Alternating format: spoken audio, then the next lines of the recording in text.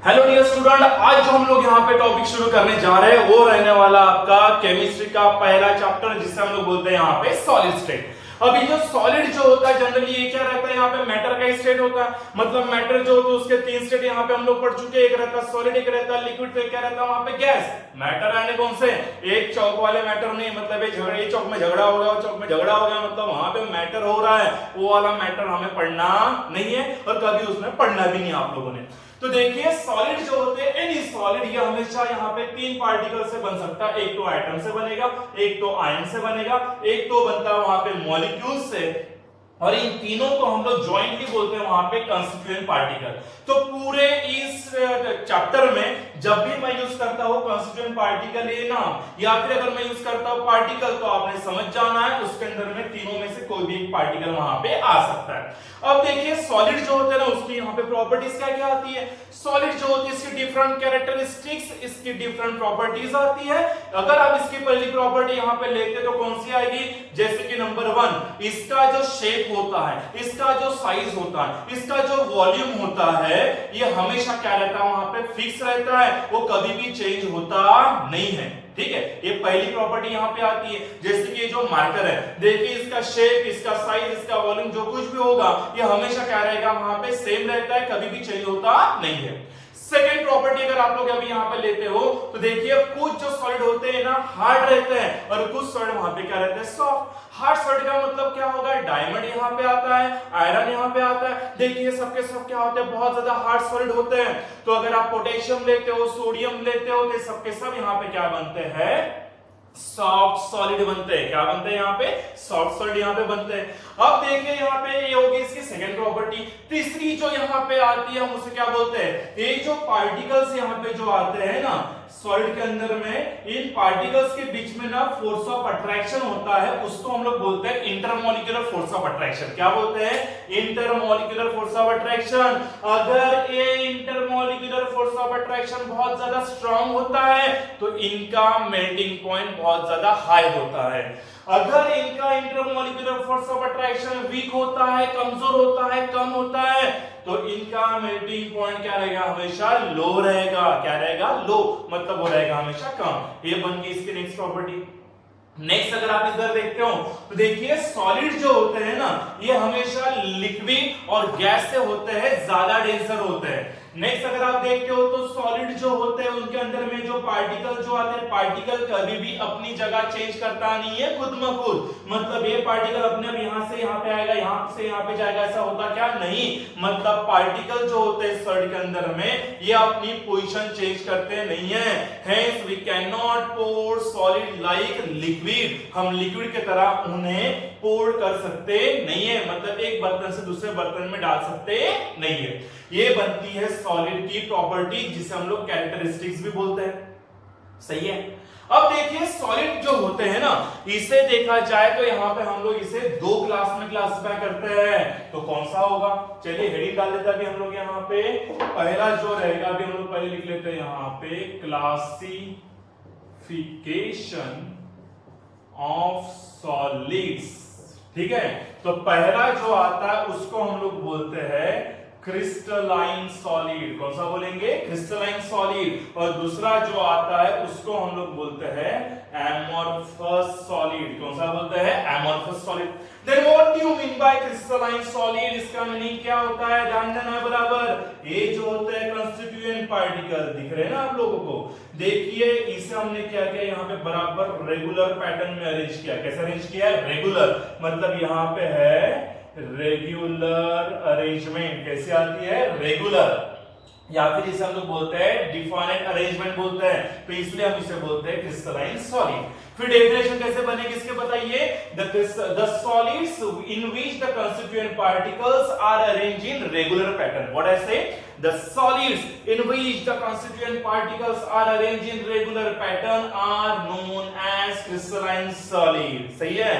फिर यहाँ पे क्या होगा एमोर्फस में, देखिए इसके अंदर में जो पार्टिकल्स है यहाँ पे क्या कैसे भी अरेंज है, मतलब यहाँ पे देखते हो आप लोग तो इस यहाँ पे इसकी फिक्स कोई अरेंजमेंट नहीं है।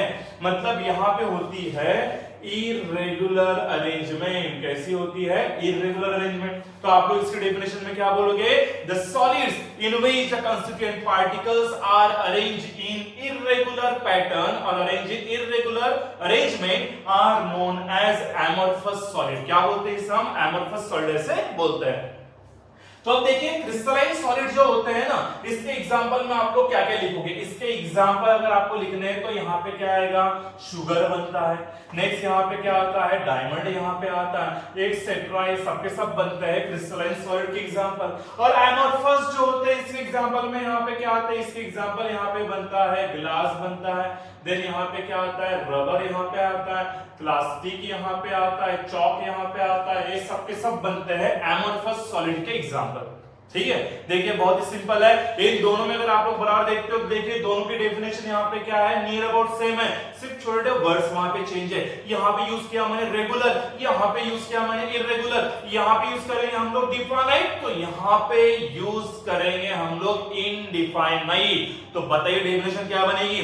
The solids in which all the constituent particles are arranged in regular pattern, are arranged in definite pattern, are known as crystalline solid. फिर इधर क्या बोलोगे आप लोग?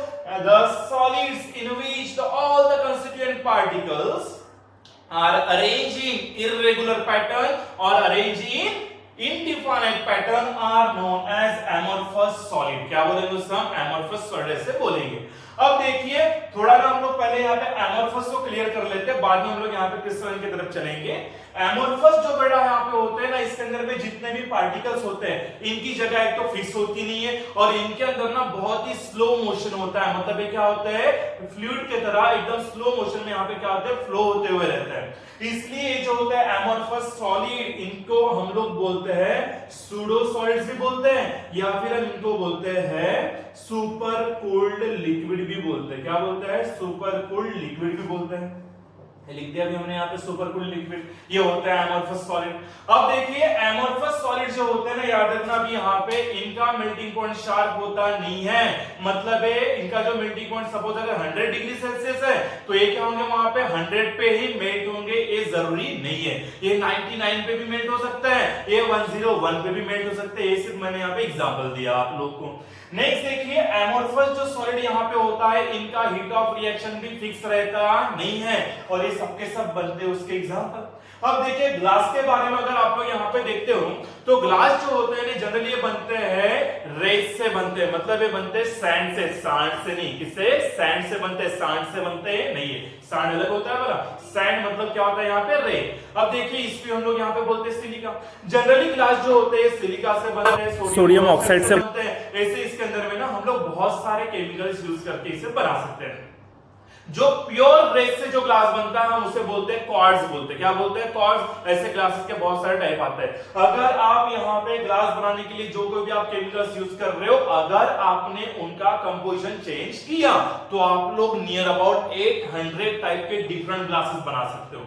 सही है, तो ये बनता है पूरा का पूरा भी यहाँ पे एमोर्फस सॉलिड के बारे में। अब चलते हम लोग यहाँ पे क्रिस्टलाइन की तरफ। तो इसमें पहला पॉइंट यहाँ पे क्या रहेगा? इसके अंदर में रेगुलर अरेंजमेंट होती है कंस्टिट्यूएंट पार्टिकल की, मतलब डिफाइनेट अरेंजमेंट होती है।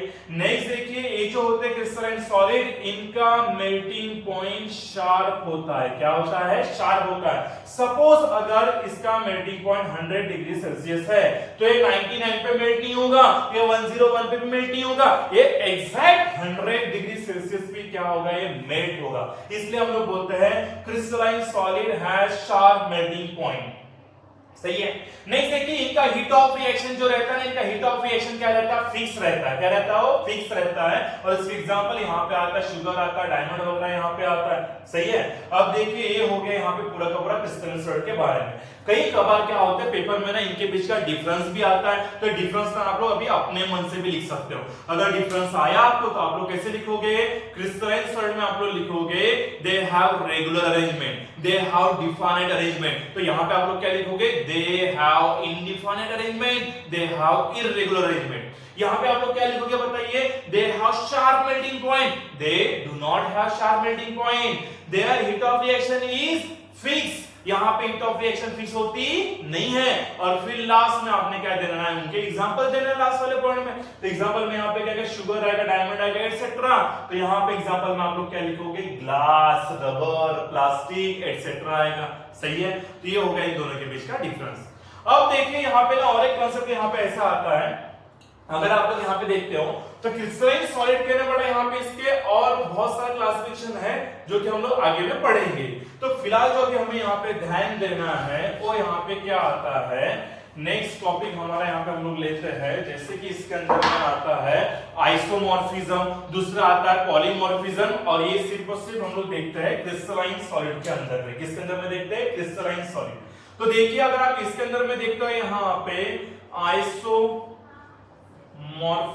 या फिर हम इसे बोलते हैं आइसोमॉर्फस सॉलिड भी बोलते हैं, ऐसा भी लिख सकते हैं। दूसरा अगर हम लोग यहाँ पे लिखते हैं तो इसे हम लोग बोलते हैं पॉलीमॉर्फस सॉलिड। क्या बोलते हैं, पॉलीमॉर्फस सॉलिड भी ऐसे बोलते हैं। ठीक है, अब देखो अगर यहाँ पे क्या होगा, what do you mean by isomorphous solid. देखिए शॉर्टकट आप लोगों को बता रहा हूं मैं, तो बराबर ध्यान देना आप लोगों ने। यहां से मैं फिलहाल सॉलिड को हटा लेता हूं, इसे थोड़ा दूर लिख लेता हूं ताकि आप लोगों को थोड़ा अच्छे समझ में आए। यहां पे हम लोग लिख लेते हैं फिर से पॉलीमॉर्फस सॉलिड। तो ध्यान देना अभी यहाँ पे क्या होगा, इसे ना आप लोग फोल्ड कीजिए, आइसो और दूसरा क्या होता है मॉर्फस। आइसो का मीनिंग यहाँ पे क्या होता है, सेम।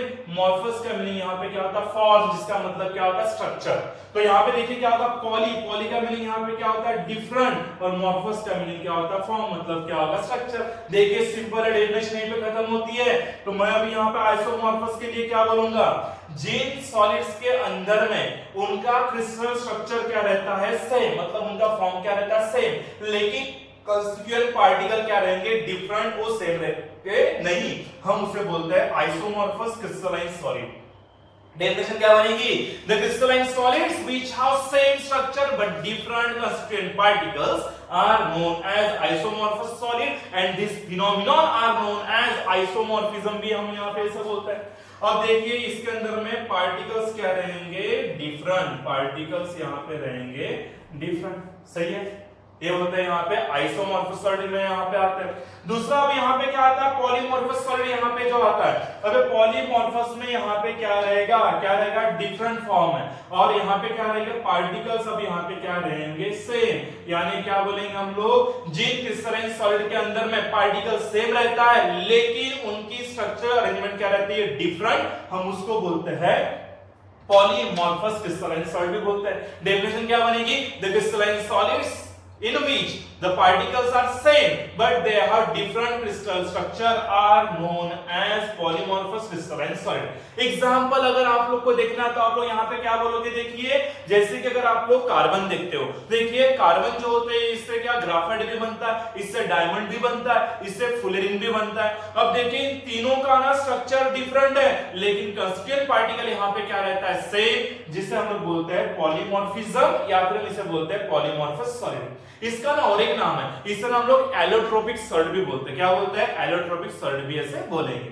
अब देखिए और एक यहाँ पे क्या होती है, क्रिस्टल सॉलिड के लिए प्रॉपर्टी आती है, हम उसको बोलते हैं एनिसोट्रॉपी। क्या बोलते हैं, एनिसोट्रॉपी। अब एनिसोट्रॉपी यानी क्या होता है, एनिसोट्रॉपी का मतलब क्या होता है, किसी भी क्रिस्टलाइन सॉलिड की ऐसी एबिलिटी, वो क्या करते हैं, उनकी फिजिकल प्रॉपर्टीज को अगर डायरेक्शन चेंज होती है तो उनकी फिजिकल प्रॉपर्टीज को भी चेंज कर सकते हैं, उसी को हम लोग बोलते हैं एनिसोट्रॉपी। क्या बोलते हैं, एनिसोट्रॉपी। मतलब क्या होगा, the ability of crystalline solid to change their physical property according to their directions are known as anisotropy. क्या बोलते हैं इसको, एनिसोट्रॉपी ऐसे बोलते हैं।